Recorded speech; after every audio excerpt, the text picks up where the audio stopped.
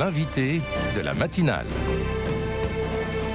KTO Radio. Pour la 45e fois de son pontificat, le pape François voyage hors d'Italie, 12 jours en Indonésie, en Papouasie, Nouvelle-Guinée, au Timor oriental et pour finir à Singapour du 2 au 13 septembre. Le Saint-Père est arrivé à Jakarta, la mégalopole indonésienne, il y a quelques minutes. Peut-être que vous l'avez suivi sur KTO TV. Quels sont les enjeux de ce voyage le plus long de son pontificat? Philippine de Saint-Pierre est avec nous pour nous donner quelques clés d'analyse. Bonjour Philippine. Bonjour Maxence. Merci d'être présente ce matin. Pour les auditeurs et les auditrices qui ne vous connaissent peut-être pas, je rappelle que vous êtes journaliste accréditée permanente au Vatican. Alors, pour ce voyage, 4 pays, 4 fuseaux horaires différents. C'est un voyage exceptionnel à plus d'un titre. Oui, c'est le voyage de toutes les hyperboles, plus de 32 000 kilomètres, 44 heures de vol pour le pape François dans les 10 prochains jours, dont 4 heures en hélicoptère pour se déplacer à l'intérieur de la Papouasie-Nouvelle-Guinée. Vous l'avez dit, plus d'une quinzaine de discours et 2 continents, l'Asie et l'Océanie. L'Océanie, c'est la première fois pour le pape François. Et tout ça à 3 mois de son 88e anniversaire. On sait qu'il a eu quelques pépins de santé en début d'année. Mais si le pape a choisi de faire ce voyage, c'est qu'il se sent capable de le faire. En même temps, le cardinal Taglé, qui est le pro-préfet du Dicaster pour l'évangélisation, a souligné, qui est lui-même asiatique, il est philippin, a souligné qu'il ne fallait pas voir d'abord un tour de force dans ce voyage, comme si François essayait de prouver quelque chose, qu'il était capable de réaliser tous ces records, mais plutôt une manière, a-t-il dit, très, très humble, de se mettre au service de la mission, au détriment de son confort personnel. Il y a un agenda du voyage qui est un petit peu aménagé quand même, quelques rencontres le matin, une grande sieste et puis des rendez-vous en fin de journée. Néanmoins, il faut s'adapter aussi au décalage horaire qui va être de plus en plus important à chaque étape. Et il est arrivé aujourd'hui, son programme était assez léger aujourd'hui pour qu'il puisse se reposer. Alors, on l'a dit, il vient d'arriver il y a moins d'une heure, aux alentours de 6h30. La cérémonie d'accueil était à suivre KTO TV. Pourquoi débute-t-il par l'Indonésie, premier pays musulman au monde? Justement parce que c'est le premier pays musulman au monde probablement, mais avec une énorme particularité. L'Indonésie, il faut comprendre, nous, on dit un pays, pour nous c'est clair, c'est un territoire, il y a des frontières autour, etc. Alors c'est le cas au plan géopolitique, mais l'Indonésie c'est 17 500 îles, avec deux frontières, l'océan Indien, l'océan Pacifique, et une extraordinaire diversité de peuples, de langues, de cultures, et bien sûr de religion. Alors oui, c'est le premier pays musulman au monde en nombre de musulmans. Ils sont 90% de la population à peu près. Il y a 3% de catholiques, presque 6% de protestants. Mais ce qui est très particulier, c'est que la devise du pays, c'est l'unité dans la diversité. Et que la constitution même du pays, elle prévoit que selon leur appartenance religieuse, chacun contribue à l'unité du pays et à construire le bien commun. Et il y a donc une forte tradition de dialogue interreligieux, au point d'ailleurs qu'entre l'immense mosquée, qui est la plus grande d'Asie du Sud-Est, la mosquée de Jakarta, la mosquée Istiklal, et la cathédrale, qui se trouve sur la même place à peine une centaine de mètres, il y a un tunnel qui relie les 2 bâtiments, le tunnel de l'amitié, qui sera d'ailleurs inauguré, entre guillemets, par le pape François. En même temps, il ne faut pas tout peindre en rose, parce qu'il y a quand même des îles dans cet immense archipel où il y a un islam beaucoup plus rigoriste qui est en train de se mettre en place depuis quelques décennies.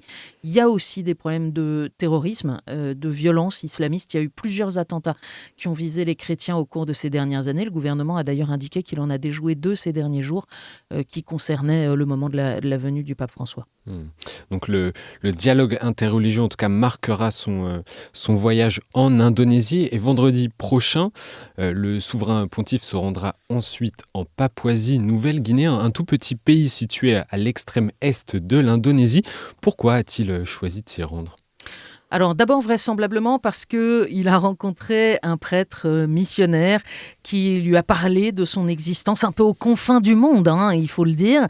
Et on sait que la dimension humaine joue beaucoup. Manifestement, ce prêtre a su convaincre le pape si attentif à manifester sa présence auprès des périphéries, auprès de ceux qui ne sont pas au centre du jeu, d'une certaine manière, de dire oui, ceux-là, je vais aller les voir. En même temps, il y a des enjeux en Papouasie-Nouvelle-Guinée qui sont très importants pour François. François, hein, à commencer par la préservation de la maison commune, la question de la relation avec la nature. C'est la plus grande biodiversité au monde, la Papouasie-Nouvelle-Guinée. Donc, c'est une forêt équatoriale absolument incroyable. Et en même temps, avec là aussi des enjeux de préservation qui sont très importants. Des enjeux culturels aussi, le choc entre la culture primitive et la culture numérique et le risque d'une dilution dans cette culture numérique. Donc des sujets qui sont finalement assez habituels chez François et qui expliquent eh bien pourquoi aussi il va se rendre en Papouasie. Préservation de la planète et des biens communs. Après 3 jours en Papouasie-Nouvelle-Guinée et une rencontre avec les jeunes qui va ponctuer son passage en Papouasie, le pape se rendra au Timor oriental, au sud cette fois-ci de l'Indonésie à partir du 9 septembre. Ce sera d'ailleurs sa première apparition sur le continent océanien, vous l'avez dit. Alors la particularité du Timor, c'est que pour le coup, c'est le premier pays catholique du monde. Parce que c'est son identité. C'est comme ça qu'il s'est construit. C'est aussi pour cette raison, ou en tout cas à travers cela, qu'il a justifié sa séparation de l'Indonésie. Mais c'est un pays qui a longtemps été très malade, avec une guerre d'indépendance extrêmement violente, mais malheureusement ensuite aussi une guerre civile. Et alors, François n'est pas le premier pape à se rendre au Timor oriental, hein. Jean-Paul II était venu, mais le pays était pas encore indépendant. C'était avant la libération en 2002. Et donc, Jean-Paul II avait manifesté sa compassion pour les catholiques du Timor oriental, mais dans des termes qui avaient été jugés assez faibles, finalement, par ces catholiques qui demandaient au pape vraiment de les encourager dans leur lutte. Donc, il y avait eu un peu de tension. Alors, on est 35 ans plus tard. Il y a eu ces nombreux épisodes de violence. Et l'Église catholique, aujourd'hui, au Timor, est un acteur absolument clé de la paix sociale. C'est un pays qui a des grandes difficultés, y compris dans l'aptitude à maintenir une démocratie, un régime politique qui fonctionne. Il y a évidemment, après toutes ces violences, des enjeux de réconciliation interne entre les différentes composantes de la population. Et le pape François devrait notamment insister sur cette dimension de la réconciliation. Il y a un point dont le Vatican parle peu et on va voir comment François va s'en dépatouiller, si j'ose dire. C'est celui de Monseigneur Bello, parce que Monseigneur Bello, c'est le héros national, prix Nobel de la paix. Mais Monseigneur Bello, il a été accusé d'abus sur mineurs.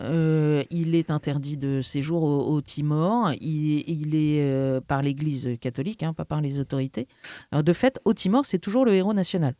Mais l'Église catholique, lui, l'a suspendu de son ministère, a mis des restrictions, il n'a pas le droit de voyager, etc. Donc c'est un cas assez compliqué. Ce ne sera pas le cœur du voyage, naturellement. Il ne va pas forcément. Oui. Mais ça va peser parce que c'est le héros national. Donc c'est assez complexe et face à ces accusations, les autorités timoraises ont préféré ne pas gérer la question. Ça a été entièrement localement passé sous silence. Voilà, donc on va voir si ça surviendra dans les discours du pape et si oui, comment. En tout cas, il y a un enjeu majeur de réconciliation et de compréhension du catholicisme dans la manière de se mettre au service de l'autre et pas uniquement comme une identité politique qui a été évidemment majeur dans le processus d'indépendance du Timor. Donc le Timor, 3e étape et dernière étape de ce long, on l'a dit, un long voyage apostolique. Singapour du 11 au 13 septembre. Singapour que l'on surnomme la Suisse asiatique. Quelles sont les attentes du pape en se rendant à Singapour ? Alors oui, là, on est moins chez François en termes de milieu naturel, si on peut dire, et en même temps. D'abord, Singapour, il y a aussi la question de la fraternité. C'est assez particulier, Singapour, puisque il y a le catholicisme, d'accord, il y a des catholiques, mais il y a des bouddhistes, des confucianistes, des hindouistes. Et en fait, le dialogue interreligieux et la fraternité entre les religions à Singapour, c'est imposé par l'État. D'ailleurs, parfois de manière extrêmement stricte. Il est absolument interdit de dire du mal d'une autre religion.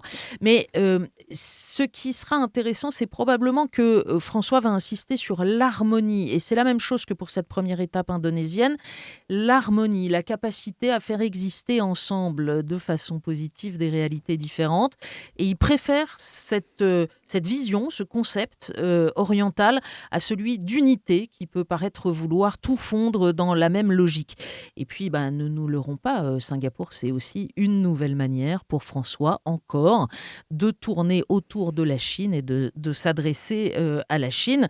C'est une des plus grandes communautés de la diaspora chinoise, évidemment, et près de 75% de la population est d'origine chinoise. Donc, bien sûr, ça fait partie de la logique de ce déplacement. Des enjeux diplomatiques également. Alors, ce voyage en Asie du Sud-Est et en Océanie, Philippine de Saint-Pierre, avait initialement été programmé en septembre 2020. On voit ici combien le pape François est attentif à aller visiter les catholiques des périphéries, aussi loin soient-elles. Oui, oui, oui, c'est le pape des périphéries, les périphéries existentielles, mais aussi géographiques. On le voit en se rendant dans des pays où il n'y a même pas 3% de Mm. catholiques. On se souvient qu'il y a un an, il était en Mongolie. L'église de Mongolie, c'est 1 millier de catholiques, peut-être 1 500. Donc oui, il y a ce souci de dire à ceux qui ne sont pas au centre du jeu, vous comptez exactement autant que les autres. Il y a aussi toutes les thématiques qu'on vient d'évoquer, qui, elles, ne sont pas périphériques, mais plutôt centrales dans le pontificat. Et puis, il y a l'Asie, de manière générale, qui est quand même une assez grande constante dans le pontificat de François. On peut se souvenir que quand il était jeune jésuite, François se rêvait missionnaire comme saint François Xavier en Asie.